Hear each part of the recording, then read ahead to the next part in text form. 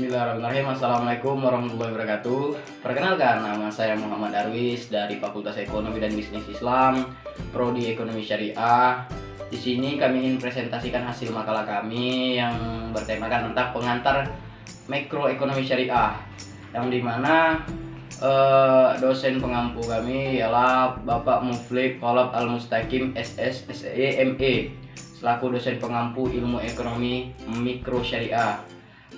Sebelumnya perkenalkan, nama teman saya dari kelompok 1 ialah Nova Wardana, dan kedua Vinda Novita Adelia. Langsung saja ke materinya. Tidak. Poin pertama yaitu pengertian ekonomi mikro Islam. Kehadiran ekonomi mikro Islam sebagai salah satu cabang ilmu mikro ekonomi tidak terlepas dari sepak terjang ekonomi mikro konvensional. Tidak jauh berbeda dengan ekonomi mikro konvensional, ekonomi mikro Islam juga menitik beratkan pembahasannya pada masalah-masalah dalam skup kecil atau skala kecil, seperti pengalokasian pendapat yang dilakukan oleh rumah tangga, penentuan tingkat konsumsi dan produksi dari para pelaku ekonomi. Akan tetapi di sisi lain, kehadiran ekonomi mikro Islam mencoba menjawab berbagai kekurangan yang ada pada ekonomi mikro konvensional. Berdasarkan pernyataan yang di atas, maka pengertian dari ekonomi mikro Islam adalah ilmu ekonomi mikro Islam merupakan ilmu yang menjelaskan how dan why, apa dan bagaimana sebuah pengambilan keputusan dalam setiap unit ekonomi yang dibatasi oleh syariah atau termasuk faktor moral atau norma. Salah satu kelemahan ilmu mikroekonomi konvensional adalah tidak adanya hubungan yang jelas antara tujuan-tujuan makroekonomi dan mikroekonomi. Ilmu ekonomi Islam juga berusaha mengatasi kelemahan ini dengan membangun fondasi mikro bagi makroekonomi, namun usaha ini belum sepenuhnya terpenuhi. Ilmu mikroekonomi Islam masih meraba-raba di permukaan dan masih membicarakan sejumlah konsep kunci, di antaranya soal kepentingan sosial, kepemilikan individu, preferensi individu, mekanisme pasar, persaingan laba, utilitas, dan rasionalitas. Ya, poin yang kedua, masalah ekonomi dan kebutuhan untuk membuat pilihan. Dalam kehidupan sehari-hari, setiap individu, perusahaan-perusahaan, dan masyarakat secara keseluruhan akan selalu menghadapi persoalan-persoalan bersifat ekonomi. Apakah yang diartikan dengan kegiatan ekonomi? Apa itu? Kegiatan ekonomi dapat didefinisikan sebagai kegiatan seseorang atau suatu perusahaan ataupun suatu masyarakat untuk memproduksi barang dan jasa maupun mengkonsumsi atau menggunakan barang dan jasa tersebut. Masalah pokok perekonomian, kekurangan, masalah kelangkaan atau kekurangan berlaku sebagai akibat dari ketidakseimbangan antara kebutuhan masyarakat, faktor-faktor produksi yang tidak tersedia dalam masyarakat. Kebutuhan masyarakat. Yang dimaksud dengan kebutuhan masyarakat adalah keinginan masyarakat untuk mengkonsumsi barang dan jasa sebagai barang dan jasa diimpor dari luar negeri tetapi kebanyakan diproduksi di dalam negeri. Keinginan untuk memperoleh barang dan jasa dapat dibedakan kepada dua bentuk. Yang pertama, keinginan yang disertai oleh kemampuan untuk membeli. Yang kedua, keinginan yang tidak disertai oleh kemampuan untuk membeli. Keinginan yang disertai dengan kemampuan untuk membeli dinamakan permintaan efektif. Faktor-faktor produksi. Yang dimaksud dengan faktor-faktor produksi adalah benda-benda yang disediakan oleh alam atau diciptakan oleh manusia yang dapat digunakan untuk memproduksi barang-barang dan jasa.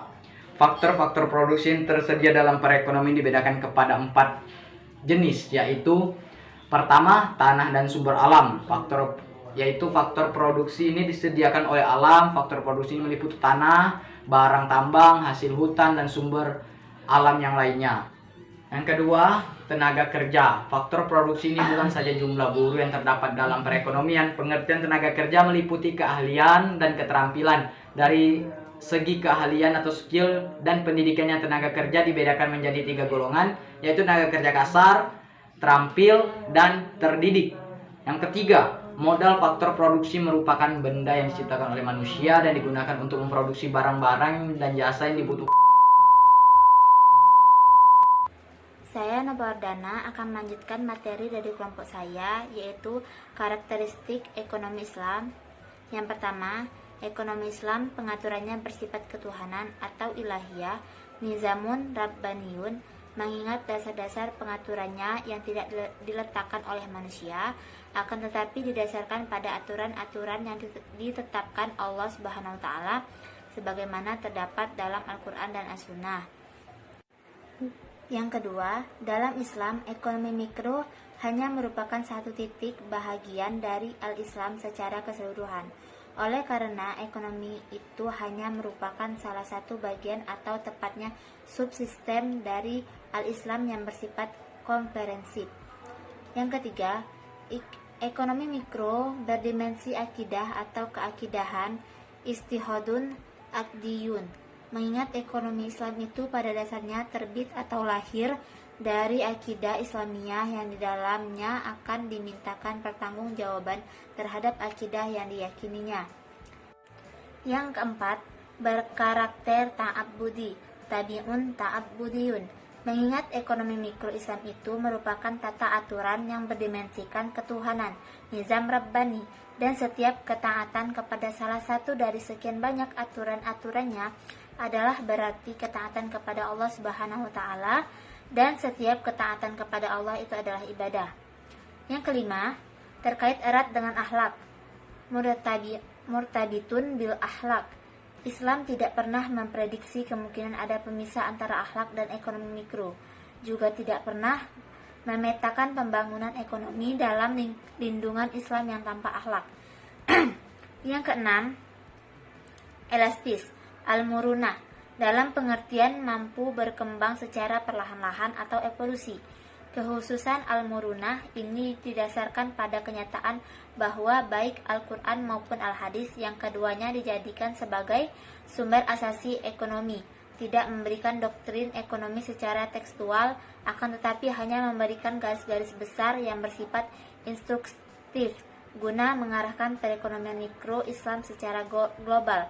Sedangkan implementasinya secara real di lapangan diserahkan kepada kesepakatan sosial atau masyarakat ekonomi sepanjang tidak menyalahi cita-cita syariat. Yang ketujuh, objektif al-mudu'iyah. Dalam pengertian Islam mengajarkan umatnya supaya berlaku dan bertindak objektif dalam melakukan aktivitas ekonomi. Aktivitas ekonomi mikro pada hakikatnya adalah merupakan pelaksanaan amanat yang harus dipenuhi oleh setiap pelaku ekonomi tanpa membeda-bedakan jenis kelamin, warna kulit, etnik, agama, dan lain-lain. Bahkan terhadap musuh sekalipun, di samping terhadap kawan dekat, itulah mengapa sebabnya monopoli dilarang dalam Islam. Termasuk ke dalam hal yang dilarang ialah perlakuan dumping dalam berdagang atau berbisnis. Yang kedelapan, memiliki target, sasaran atau tujuan yang lebih tinggi, berlainan dengan sistem ekonomi mikro non-Islam yang semata-mata hanya untuk mengejar kepuasan materi. Ekonomi mikro Islam memiliki sasaran yang lebih jauh, yakni merealisasikan kehidupan kerohanian yang lebih tinggi dan pendidikan kejiwaan. Yang kesembilan, realistis, al-waqi'iyah. Perakiraan ekonomi, khususnya perakiraan bisnis, tidak selamanya sesuai antara teori di satu sisi dengan praktek pada sisi yang lain.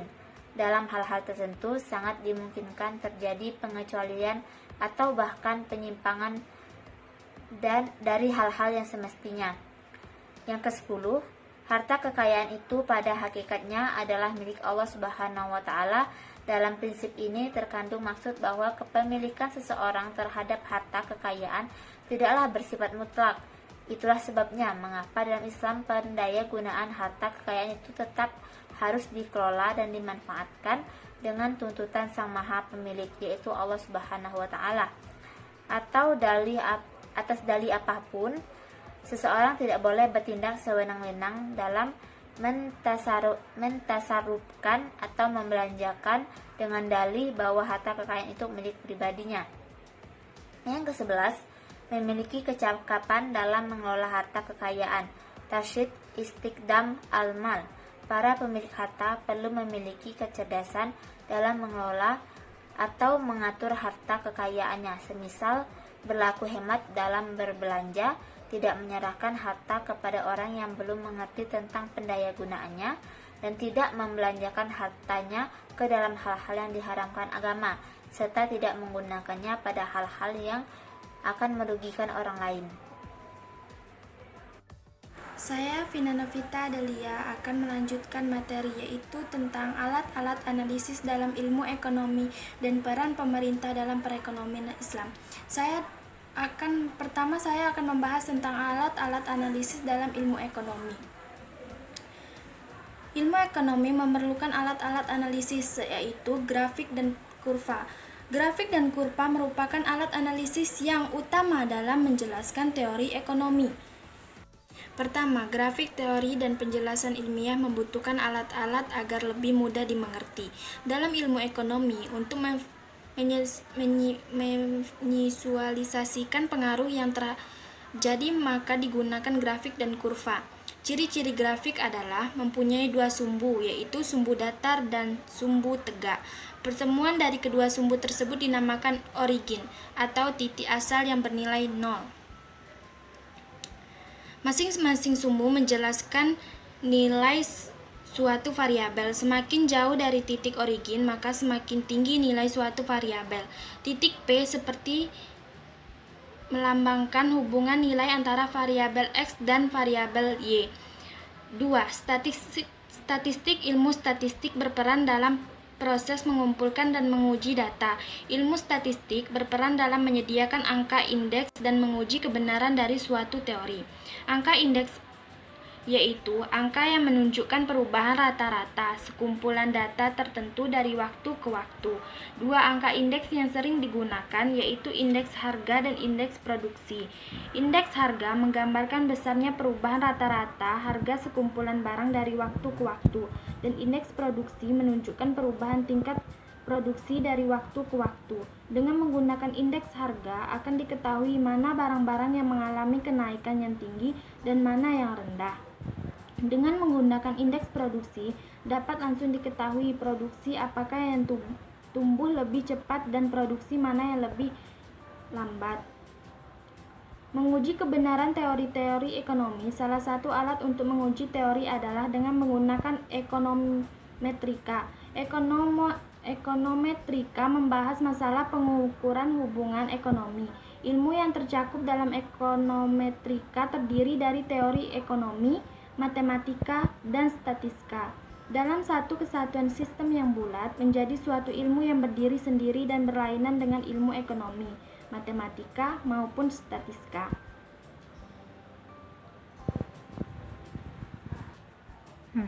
Preposisi pada ilmu ekonomi dinyatakan terlebih dahulu dalam bentuk matematika, sehingga dapat dilakukan pengujian. Bentuk matematika dari suatu preposisi disebut model. Pembuatan model ekonometri merupakan salah satu sumbangan bidang ilmu ekonometrika. Sumbangan bidang ekonometrika lainnya adalah pembuatan prediksi atau peramalan atau forecasting, dan pembuatan berbagai keputusan alternatif yang bersifat kuantitatif, yang dapat mempermudah para pengambil keputusan untuk menentukan pilihan. Salah satu bagian paling penting dari ekonometri adalah analisis regresi. Analisis ini digunakan untuk mengetahui kaitan antara satu atau lebih variabel bebas dengan variabel terikat yang lain. Berdasarkan data yang digunakan, ekonometri dibagi menjadi 3 analisis, yaitu analisis runtun waktu atau time series analysis, analisis antar wilayah atau silang atau disebut juga dengan cross section analysis, dan analisis data panel. Data dapat dianalisis secara runtun waktu, yaitu menjelaskan mengenai perilaku suatu variabel sepanjang beberapa waktu berturut-turut. Analisis data silang yaitu menganalisis data dari wilayah yang berbeda pada satu waktu tertentu. Analisis data panel yaitu yang menggabungkan antara analisis runtun waktu dan analisis data silang. Kita akan melanjutkan materi yang kedua, yaitu peran pemerintah terhadap perekonomian Islam. Peran pemerintah. Menurut ilmu ekonomi Islam, negara mempunyai peran penting dalam perekonomian. Para ulama dan pakar ekonomi Islam sepanjang sejarah telah membahas peran penting negara dalam perekonomian. Menurut para ulama, dalam ekonomi Islam, negara memiliki kekuasaan yang paling luas untuk melaksanakan tugas-tugas tersebut. Dengan memiliki kekuasaan yang paling luas untuk melaksanakan tugas tersebut, dengan syarat bahwa tugas itu dilaksanakan dengan cara demokratis dan adil, di mana segala keputusan diambil sesudah bermusyawarah secukupnya dengan wakil-wakil rakyat yang sebenarnya. Meskipun Islam memberikan peran kepada negara secara luas, hal itu tidak berarti bahwa konsep ekonomi Islam mengabaikan kemerdekaan individu. Peran negara dalam menciptakan pasar yang efisien, adanya kegagalan pasar merupakan salah satu penyebab mengapa pemerintah harus campur tangan dalam perekonomian agar kesejahteraan rakyat dapat tercapai secara optimal. Adapun tujuannya adalah: pertama, menjamin kesamaan hak setiap individu dan menghapuskan penindasan. Kedua, menjaga perekonomian agar dapat tumbuh dan mengalami perkembangan yang stabil. Ketiga, mengawasi kegiatan perusahaan, terutama perusahaan yang menguasai pasar agar tidak melakukan praktek-praktek yang merugikan. Keempat, menyediakan barang publik seperti jalan raya, sekolah, dan keamanan untuk meningkatkan kesejahteraan masyarakat. 5. Mengurangi eksternalitas kegiatan ekonomi yang merugikan, sedangkan peranan pemerintah dalam perekonomian dapat dikategorikan dalam 3 kelompok, yaitu peranan alokasi. Pemerintah berperan dalam menyediakan alat-alat ekonomi yang dibutuhkan masyarakat yang tidak dapat dihasilkan oleh sektor swasta, seperti dalam penyediaan jalan, rumah sakit, sekolah, dan keamanan. Seperti yang sudah dijelaskan sebelumnya, bahwa salah satu penyebab kegagalan pasar adalah barang pabrik, di mana manusia tidak dapat terlepas akan kebutuhan barang pabrik, sedangkan tidak ada kontribusi yang senilai dari konsumen dalam penggunaan barang pabrik, sehingga pemerintah harus menyediakan anggaran guna penyediaan barang pabrik tersebut. Pada dasarnya, sumber daya yang dimiliki oleh suatu negara adalah terbatas, sehingga pemerintah harus menentukan seberapa besar sumber daya yang dimiliki digunakan untuk menyediakan barang publik dan seberapa besar lainnya yang digunakan untuk menyediakan barang individu. Peranan distribusi pemerintah berperan untuk mendistribusikan pendapatan dan kekayaan negara demi kesejahteraan masyarakat. Oleh karena itu, pemerintah membuat kebijakan-kebijakan agar alokasi sumber daya ekonomi dapat tersalurkan secara merata, antara lain melalui perpajakan, subsidi, pengentasan kemiskinan, bantuan pendidikan, bantuan kesehatan, dan bantuan pembangunan daerah. Melalui kebijakan tersebut, pemerintah dapat menjalankan fungsinya dalam mendistribusikan kekayaan atau pendapatan demi kesejahteraan masyarakat, seperti memberikan subsidi kepada rakyat miskin yang berasal dari penarikan pajak dan pemerataan pembangunan infrastruktur yang menjangkau wilayah terpencil dan terluar seperti pembangunan tol di Papua. Peranan stabilisasi. Perekonomian yang sepenuhnya diserahkan kepada sektor privat akan sangat rentan terhadap guncangan keadaan yang dapat menimbulkan pengangguran dan inflasi. Karena itu, pemerintah mempunyai peran utama sebagai alat stabilisasi ekonomi. Peran pemerintah dalam menjaga stabilitas ekonomi dapat dilakukan cara menjaga agar permasalahan ekonomi tidak merambat ke sektor lain dan mengendalikan inflasi melalui kebijakan yang dibuat. Misalnya, pada persaingan tidak sempurna, di mana pasar dikuasai oleh satu atau beberapa perusahaan yang menyebabkan penentuan harga barang sepenuhnya dikendalikan oleh perusahaan monopoli, sehingga pemerintah melakukan beberapa upaya berupa pengendalian harga dan pengenaan pajak. Dengan pengendalian harga maksimum pada persaingan sempurna, monopoli akan beroperasi pada tingkat harga dan output yang sama sehingga terjadi efisiensi alokasi sumber daya, karena harga yang terbentuk mencerminkan biaya menginalnya. marginalnya. Di sisi lain, penetapan pajak akan mempengaruhi output yang dihasilkan monopoli dan harganya, sehingga harganya menjadi lebih tinggi dan keuntungan berkurang. Dengan demikian, kebijakan pengendalian harga merupakan kebijakan yang lebih efektif dibanding kebijakan pajak untuk mengatasi kegagalan pasar. Tanpa adanya campur tangan pemerintah, perekonomian menjadi tidak terkendali yang dapat menimbulkan inflasi, pengangguran, dan ketimpangan yang mempengaruhi stabilitas ekonomi. Namun, kebijakan pemerintah dalam menjaga stabilitas perekonomian dapat menimbulkan pertentangan, misalnya pada pengenaan pajak yang lebih tinggi untuk masyarakat miskin dan pajak yang terendah untuk golongan kaya.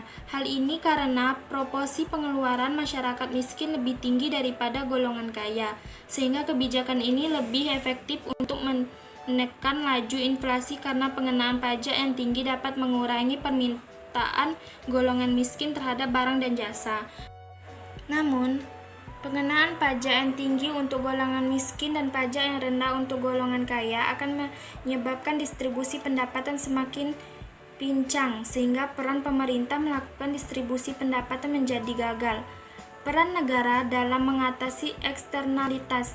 Eksternalitas merupakan dampak yang ditanggung oleh pelaku ekonomi atas aktivitas ekonomi yang dilakukan. Sedangkan menurut Rekso Hadiprojo, yang dimaksud eksternalitas adalah biaya atau manfaat transaksi pasar yang tercermin dalam harga pada aktivitas dan tindakan ekonomi, efisiensi, alokasi sumber daya, dan distribusi konsumsi pada ekonomi pasar dengan persaingan bebas dan sempurna bisa terganggu. Apabila individu pelaku ekonomi, baik produsen maupun konsumen, mempunyai eksternalitas baik terhadap mereka sendiri ataupun terhadap pihak lain, peran negara berkaitan dengan implementasi moralitas Islam dalam politik ekonomi, mencegah terjadinya setiap kezaliman serta menindak para pelanggar hukum di bidang ekonomi. Usaha mewujudkan itu dapat dilakukan dengan kekuatan aparat pemerintah atau tangan besi. Apabila kondisi membutuhkannya, sebagaimana yang dijabarkan di atas berdasarkan ayat Al-Quran Al-Habib ayat 25 dalam pembahasannya mengenai peran negara dalam ekonomi, Muhammad Al-Mubarak dalam buku Nizam Al-Insya menyatakan bahwa negara satu dari 3 sokoguru sistem ekonomi Islam bersama-sama dengan imam moral dan prinsip-prinsip organisasi ekonomi. Fungsi negara adalah untuk menegakkan keadilan ekonomi, pasar, dan menjamin terpenuhnya kebutuhan dengan mengatur perekonomian, salah fasilitas umum, dan sistem jaminan sosial.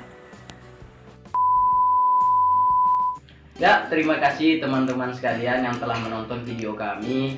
Semoga apa yang kami sampaikan dapat menambah wawasan kawan-kawan sekalian. Dan apakah kawan-kawan ingin menanyakan sesuatu yang ingin ditanyakan? Jika ada ingin menyanggah presentasi dari kami, mungkin ada yang kurang, perlu ditanyakan kembali, tolong di komen di bawah ya.